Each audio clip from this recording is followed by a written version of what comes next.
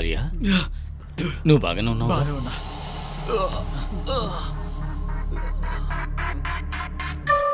ఆర్య, ఏమైందా? నాకేం కాలేదు సార్. జనని చూడండి సార్. వాడిని పట్టుకోండి సార్. ఆడంగోడ్లో ఉన్నాడు. అన్న, జనని చూసుకో.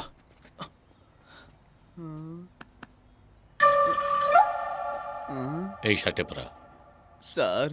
షర్టెప్పరా, త్వరగా ఎప్పరా. లే జనని, జనని, త్వరగా ప్యాంట్ ఇప్పరా. విష్ణు, ప్యాంట్ ఇప్పమంటున్నానుగా. అయ్యో, నన్ను వదలండి సార్. జనని, అమ్మా జనని, కళ్ళు తెరమ్మా, నీకేం కాలేదు. మెల్లగా మెల్లగా లేమ్మా, లే.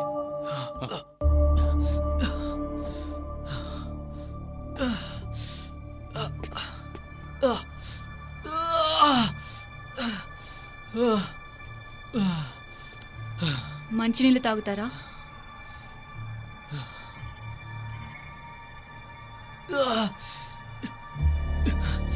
నీకేం చెప్పాలో అర్థం కావట్లేదురా. నీకు అబద్ధం చెప్పలేదురా. మీ నాన్న రే ఎటువైపు నుంచి వచ్చాడో తెలియలేదురా. మంచినీళ్ళు తాగుతారా అని అడిగాను. వద్దురా, నాలో ఏ తప్పు లేదని నీకు చెప్పడం లేదురా. ఆ రోజు కారు మాత్రం నేనే డ్రైవ్ చేశాను. సడన్ గా కారు ముందుకి రే అర్థం కావట్లేదురా. రే రే సారీరా. నేనిస్తే మీరు మంచినీళ్ళు తాగుతారా లేదా? రేయ్! ఎవరా? తాగండి.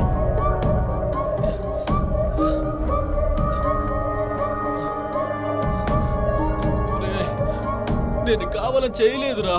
ఇప్పుడు ఇది తాగడం కుదురుతుందా కుదరదా?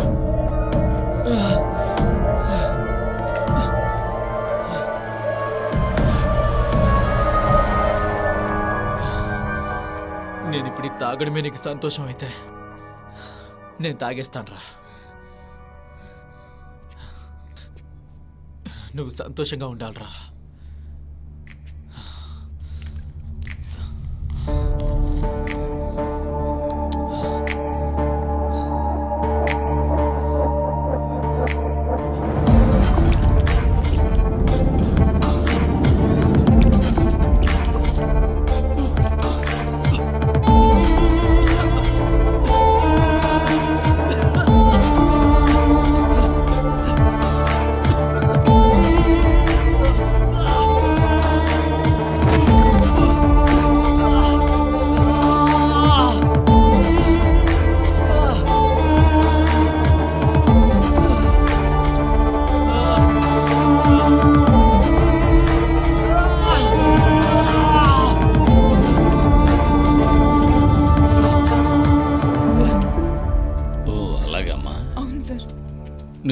తర్వాత పోలీసులు కూడా ఇన్ఫార్మ్ చేశాను. నేను సురేంద్ర అంకుల్ని. నీ గుర్తున్నానా? ఈ రోజు పొద్దున్నే తిరుపతి నుంచి వచ్చాను. నేను చేస్తున్న పని తప్పో రేటో నాకు తెలియదు, కానీ ఇది నీ దగ్గరే ఉండాలి. ఆ టైంలో నాకేం చేయాలో తెలియలేదు. మీ నాన్న నాకు రాసిన లెటర్.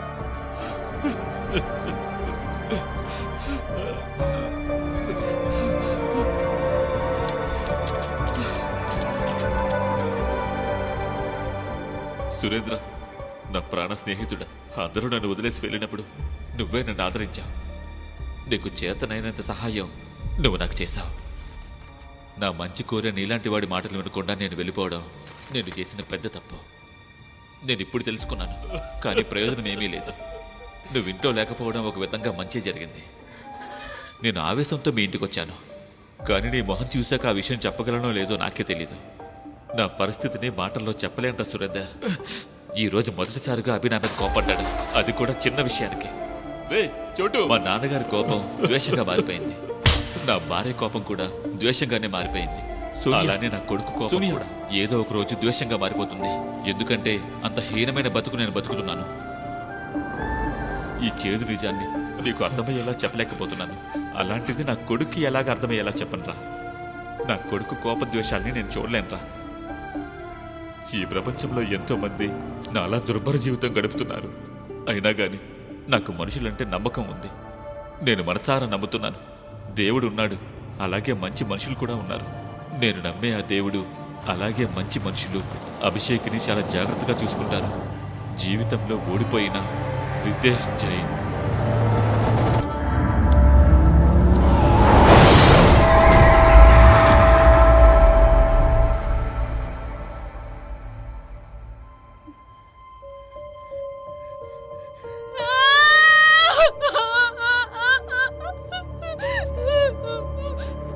అభి అభి ఎడోక్ అభి రేయ్ ఎడోక్ రభి అభిషేక్ అభి అభి అభిషేక్ ఏమైంది? అభి.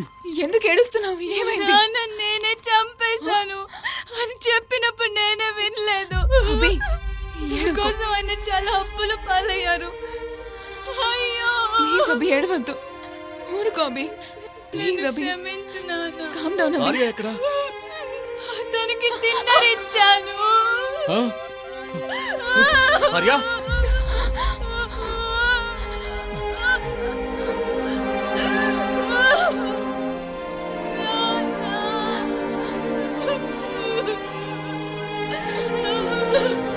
అభి ఏం కాలేదు. ఏం కాలేదు మా. ఏడవకు. ఏం కాలేదు లేరా. రా.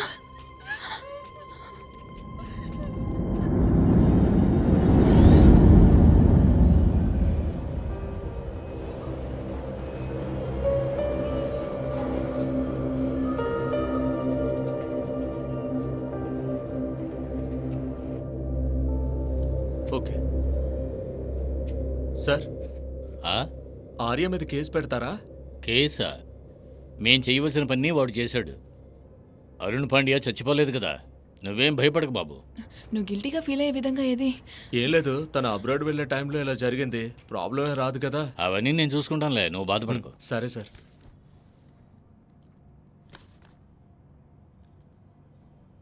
డ్రిప్స్ అయిపోయాక డిశ్చార్జ్ చేయొచ్చని డాక్టర్ గారు చెప్పారు. నేను ఒక 1 hour తర్వాత వచ్చి చూస్తాను. Thank you so much. Arya, everything is okay.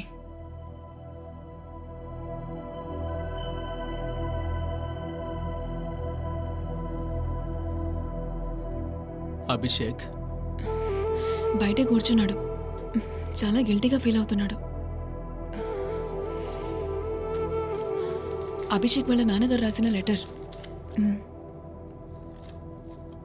అన్నా కొంచెం బెడ్.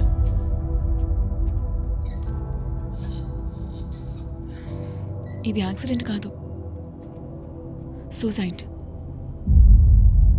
నేను అభిషేక్ను ఒకసారి చూడాలి. అభి రా.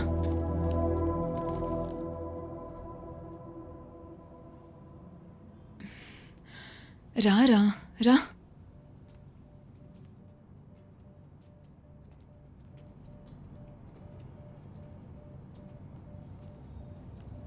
మీ నాన్నగారు ఇంకా చనిపోలేదు. నేను నిజమే చెప్తున్నాను, ఆయన ఈ రూమ్లోనే ఉన్నారు.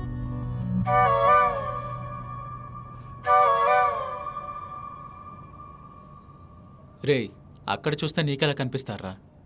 ఇలా రా.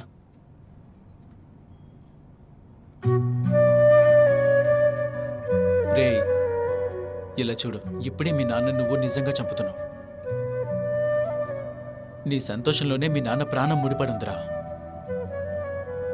నువ్వు ఏడుస్తూ ఆయన ఒకేసారి చంపేయద్దు. ఆల్వేస్ చేసి స్మైలింగ్. మరి నేను? డాక్టర్ బ్లడ్ టెస్ట్ ఇచ్చాను. రిపోర్ట్ ఎక్కడ తీసుకోవాలి? ల్యాబ్ పైనుంది, రండి. అలాగే. అంజలి, నువ్వు ధైర్యంగా ఉండమ్మా. ఫాదర్, నేను డాక్టర్ గారికి అన్ని డీటెయిల్స్ చెప్పాను. మండే, వెన్స్డే, ఫ్రైడే మర్చిపోకుండా అభిషేక్ని డాక్టర్ దగ్గరికి తీసుకెళ్ళండి. సరే, నువ్వు ప్రశాంతంగా యూఎస్ఏ వెళ్ళు. We will take care of him. నీకేమీ కాదురా, ఊరికే భయపెడుతున్నాడంతే. వీడు యుఎస్కి వెళ్ళిపోతాడు. ఆ తర్వాత నువ్వేరా నాకు బాయ్ ఫ్రెండ్. ఇక చాలే, పద. బాయ్ రా. బాయ్. బాయ్.